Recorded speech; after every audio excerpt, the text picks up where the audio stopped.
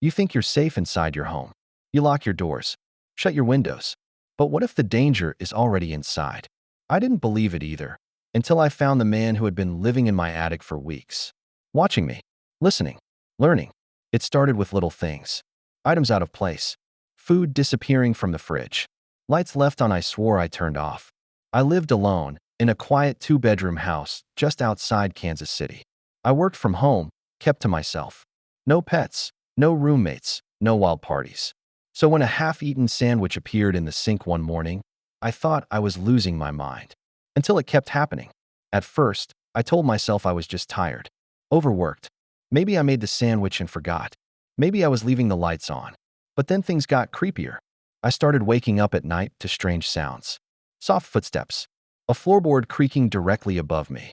My bedroom is right under the attic. I tried to ignore it. Blamed it on rats or the house settling. Until I found my bathroom door open one night, with steam still fogging the mirror. I live alone. I set up a small security camera in the hallway, just to calm myself. Nothing happened for a few nights. Then, around 2:43 a.m. on a Tuesday, I saw it. A figure, thin, wearing dirty clothes, crawling out of the attic hatch. He moved slowly, silently, like he'd done it hundreds of times. I watched in horror as he tiptoed to the kitchen, opened my fridge, and calmly made himself a sandwich. Then he stood in the living room, just watching the hallway camera. He smiled. I called the cops immediately. They came, swept the house. Nothing. But when they checked the attic, they found it. A small nest, blankets, empty food wrappers, a flashlight, a journal. He had been living there for over 3 weeks. He wrote about me in the journal, how I brushed my teeth, what time I went to sleep, what shows I watched. He called me the girl, wrote that I looked peaceful when I slept.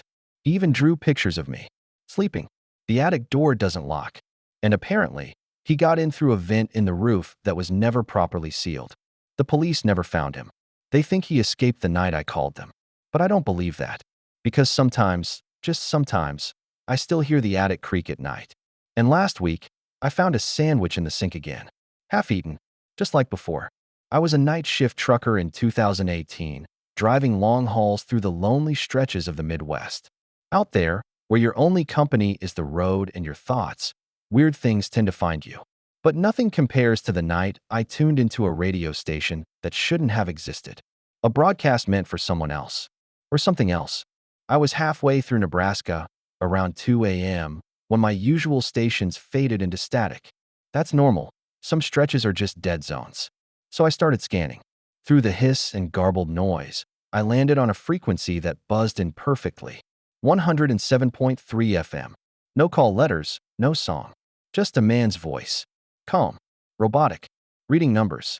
7, 12, 7, 3, 9. Repeat. 7, 12, 7, 3, 9. I figured it was some number station, like those Cold War relics still bouncing around shortwave. But it was an FM station. Local. And the signal? Crystal clear. I kept it on, curious. He repeated that string of numbers, over and over, for about 20 minutes. Then silence. Not static, intentional silence. The kind that buzzes in your ears. Then, suddenly, he's almost there. The voice was different now. Hollow. And the hair on the back of my neck stood up. Then came the sound of footsteps. Slow. Crunching over gravel. I looked out my windshield. Nothing but empty road. Then the voice again. He knows you're listening. I slammed the radio off. I'm not ashamed to say I felt cold sweat run down my spine. I told myself it was some performance art thing, maybe a pirate broadcast. But then the radio turned back on. By itself. You shouldn't have found this station. I stopped the truck. Killed the ignition. Now the entire dashboard lit up. All the warning lights, blinking in sync. The radio kept playing. No voice now, just a loud hum, like a dial tone layered over static. I ripped the head unit out. The sound kept going. Eventually, it stopped. The lights faded. My truck restarted like nothing happened. But I noticed something on my GPS screen. A location had been entered into the system. 37.5552 degrees north, 98.7654 degrees west. I looked it up later. It was in the middle of an abandoned airfield in Kansas. Decommissioned in 1974. No access roads. Fenced off by the government. And yet my GPS still tried to reroute me there. For the next 3 weeks. Every time I crossed state lines, the signal would reappear on 107.3 FM. More numbers, more voices whispering things they shouldn't know. Until finally, one night, the voice said, "He's inside the cab now." I nearly wrecked into a ditch. But when I turned around, nothing, just the empty bench behind me. I've since quit trucking, moved to Alaska. No highways, no long nights, no FM dial. But last week, my phone lit up at 2:43 a.m. A local push notification. No app attached. No source. Just one message. 107.3 FM. Tune in now. My sister, Anya, moved back in with us after her divorce. She was quieter, distracted, like part of her didn't return with her. We thought it was just stress, maybe depression. But I was wrong. It was the thing in the mirror. And she let it follow her here. The first time I noticed something strange was a Thursday night. Anya was brushing her hair in the bathroom, door wide open. I passed by and her reflection didn't move. She was running the brush through her hair, but in the mirror, still, staring, right at me. I blinked. She turned and smiled. "What?" she asked casually. I didn't say anything. Thought it was my imagination. But that night, I dreamed of her reflection crawling out of the mirror. Backwards. Inhuman. Silent. After that, the house got colder. Our cat stopped going into the bathroom completely. Would hiss at the hallway. Anya changed too. She started locking the bathroom mirror behind a closet door. Weird, right?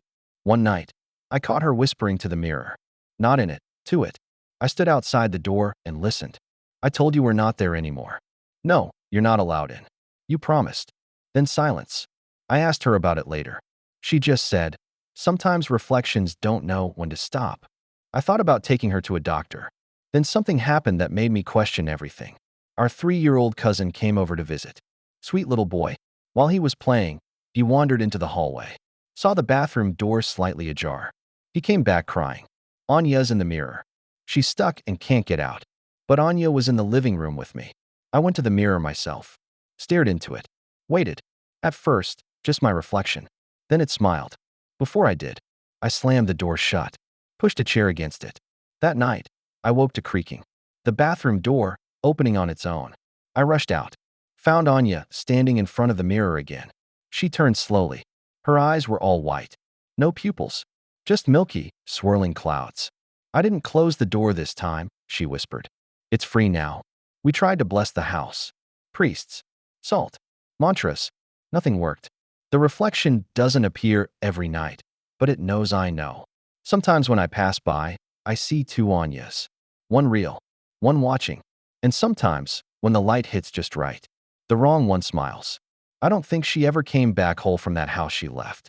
I think she left the door open, just a crack. And something stepped through. Last night, I found a note taped to the bathroom mirror. It was in Anya's handwriting, shaking and rushed. "If I ever start brushing my hair at 3:33 a.m., don't look. No matter what she says.